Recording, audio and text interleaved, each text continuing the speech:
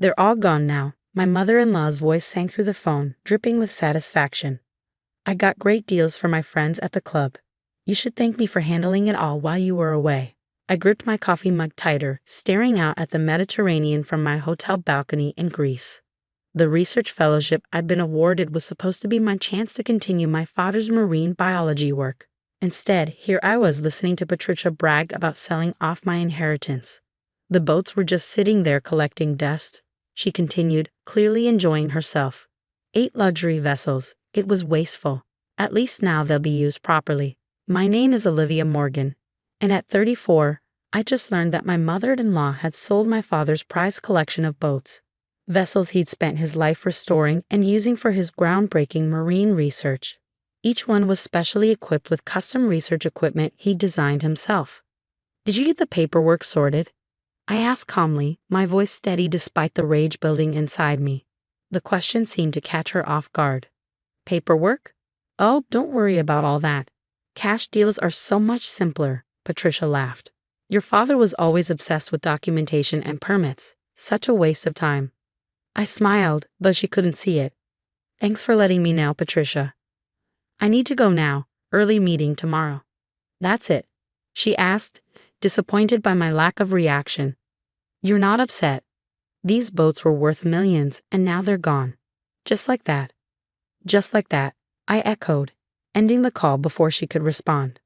I immediately dialed another number, one I'd memorized years ago. Harbor Master Stevens, it's Olivia Morgan. Has anyone tried to move my father's boats? Mrs. Morgan. I was just about to call you, his familiar voice replied. Some people showed up this morning with cash, claiming they bought the vessels. I told them they needed proper transfer documentation and registration papers. They weren't too happy about that. Perfect, I said, feeling a weight lift from my shoulders. And the security measures we put in place. All active. Nobody can move those boats without your electronic authorization and the proper codes. Your father made sure of that before he passed. He paused. Should I be worried about these people? No, I replied, but please keep the cameras running. I have a feeling they'll be back. After hanging up, I opened my laptop and clicked on a bookmark labeled Morgan Fleet Security. 8 live video feeds appeared, showing each of my father's boats safely docked in their spots. The security system he'd installed before his death was state-of-the-art, designed to protect not just the vessels but the valuable research equipment on board. My father, Dr. James Morgan, hadn't just been a marine biologist. He'd been a pioneer in ocean conservation. Each boat in his fleet served a specific purpose in his research, equipped with custom technology he'd developed. The collection was worth millions, but their true value lay in the scientific potential they represented. Patricia had never understood that. To her, they were just status symbols, toys that could be sold to her country club friends for quick cash. She'd never forgiven my father for leaving everything to me instead of her son, my husband Michael. The boats need to stay in the family, Dad had told me before he died, but they need to stay with someone who understands their purpose. Your work, your passion. It's exactly what I've always fought for. Promise me you'll continue the research. I promised, and I meant it. That's why I'd taken the fellowship in Greece, studying the same Mediterranean coral reefs he'd worked to protect. What I hadn't expected was for Patricia to make her move while I was away. My phone buzzed with a text from Michael. Mom just called me, furious. Says you've got some kind of high-tech security on the boats. Why didn't you tell me? I sighed. Michael was a good man, but he'd always struggled to stand up to his mother. He worked in finance, far removed from the world of marine biology that his father-in-law and I shared. Patricia had used that distance to her advantage, constantly whispering about how I was wasting the boats, how they could be sold to fund more practical ventures. Because your mother has been trying to sell them since Dad died, I typed back. The security system was his idea, not mine. Check your email, I sent you the footage from today. Minutes later, my phone rang. Oh God, Michael's voice was shaky. Is that my mother trying to break into the cabin of the research vessel? Yes, I replied. And that's your mother's friend Linda attempting to hotwire the Phoenix. But she told me you'd agreed to sell them. She said you'd signed papers. There are no papers, Michael, she lied. She sold boats she had no right to sell, took money she had no right to take. I kept my voice gentle. This wasn't his fault, but he needed to understand the gravity of the situation. "What are you going to do?" he asked quietly. "Nothing yet," I said. "The boats are safe, and thanks to Dad's foresight, they can't be moved without my authorization. But your mother's friends just paid cash for stolen property. They might want to rethink that decision." As if on cue, my phone buzzed with another call. Patricia again. I let it go to voicemail, already knowing what it would say. She'd be angry, threatening, probably trying to paint me as the villain who'd tricked her friends out of their money. But I had something she didn't: truth, documentation, and a promise to keep. The boats weren't just vessels. They were my father's legacy, tools for understanding and protecting our oceans. And I wasn't about to let them become playthings for Patricia's country club friends. I pulled up the security footage again, watching Patricia's frustrated attempts to access the boats. She had no idea that every failed attempt, every angry outburst, was being recorded. She thought she was dealing with her naive daughter-in-law, the scientist too absorbed in her research to notice what was happening back home. She was about to learn just how wrong she was. I opened my email and began to compose a message to my father's lawyer, attaching the security footage. The harbor master had already documented the attempted theft, and Patricia's phone call had been recorded through my hotel room system, another security measure my father had insisted upon. "Time to show them what happens when you mess with a Morgan," I whispered, hitting send. The real battle was just beginning. The next morning, my phone was flooded with messages. Patricia's friends from the country club were panicking, demanding their money back. Each voicemail was more desperate than the last, filled with threats of legal action and social ostracism. I forwarded them all to my lawyer, adding to the growing pile of evidence. "Mrs. Morgan, Harbor Master Stevens called just as I was preparing for my research dive. You need to see this. Your mother-in-law is here with the police." I switched to the live security feed on my laptop. There was Patricia, designer handbag swinging wildly as she gestured at the boats, two uncomfortable-looking officers beside her. Her face was red with fury as she pointed at each vessel in turn. "Those are the boats my friends purchased." Her voice came clearly through the security system's audio. "This is theft. She's stealing from us." "Ma'am," one officer replied, clearly tired of the conversation, "we've checked the documentation. These vessels are registered to Dr. Olivia Morgan. There's no record of any legal sale. But I have witnesses. My friends all paid cash." "Which would make this an attempted purchase of stolen property," the officer said firmly. "Would your friends like to file statements about paying cash for boats they knew weren't yours to sell?" Patricia's face went from red to white. That's not. They were just sitting here." I watched as the officers explained the situation to her. How attempting to sell property she didn't own was fraud, how accepting payment for said property was theft, and how the security footage of her attempted break-ins could lead to additional charges. My phone buzzed with a text from Michael. "Mom just called me crying. Says you're having her arrested?" "I'm not having anyone arrested," I replied. "She tried to sell stolen property and got caught. The police are just explaining the consequences of her actions. She says she was just trying to help, that the boats were going to waste." I closed my eyes, counting to 10. Michael, she sold 8 boats worth millions of dollars to her friends for a fraction of their value, without any legal right to do so. That's not helping, that's theft. There was a long pause before his next message. "I found the cash in her house. Over $800,000. She was going to surprise me with it. Said it could help start my own investment firm." My heart broke a little for my husband. Patricia had always known exactly how to manipulate him, dangling his dreams just out of reach, using them to justify her actions. "The boats aren't just assets, Michael. They're research vessels, Dad's life work, our future." "I know," he replied after a moment. "I'm sorry. I should have seen what she was doing." The harbor master's voice interrupted my response. "Mrs. Morgan, your mother-in-law is demanding to speak with you. She's quite insistent." I switched back to the security feed. Patricia was now sitting in the harbor master's office, her perfect makeup streaked with tears. Part of me wanted to ignore her, to let her stew in the consequences of her actions. But I knew this conversation needed to happen. "Put her on," I said. "Olivia." Patricia's voice was sugary sweet, all traces of her earlier smugness gone. "There's been a terrible misunderstanding. I was only trying to help. Those boats just sitting there. all that potential money going to waste.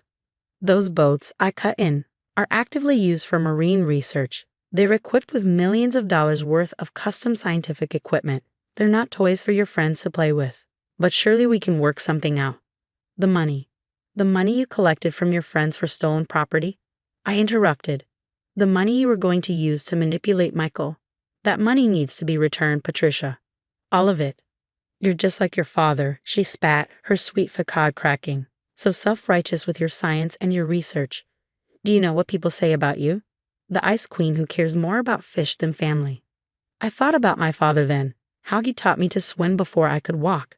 How he'd shown me that protecting our oceans meant protecting our future.